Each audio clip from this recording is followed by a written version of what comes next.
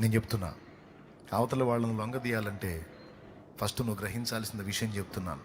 అవతల వాళ్ళ దగ్గర నుంచి ప్రేమను పొందాలి అంటే నువ్వు ప్రేమనే పెట్టుబడిగా పెట్టాలి. నువ్వే ముందు ప్రేమ చూపటం మొదలు పెట్టాలి. నువ్వే తగ్గించుకోవటం మొదలు పెట్టాలి. నువ్వే దీన మనసు కలిగి విరిగిపోవటం మొదలు పెట్టాలి.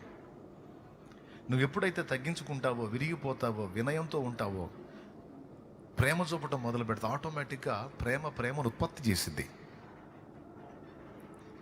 ప్రేమకున్న లక్షణం అది. ప్రేమను ఉత్పత్తి చేసిద్ది.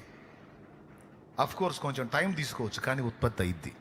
పెరిగిపోయి, అహంకారాలు పెరిగిపోయి, సైతాన్ రెచ్చగొట్టిన రెచ్చగొట్టుళ్ళకి అందరికీ టన్నులు అనకూడదు నేను, కొవ్వు పెరిగినట్టు అహం పెరిగిపోయింది.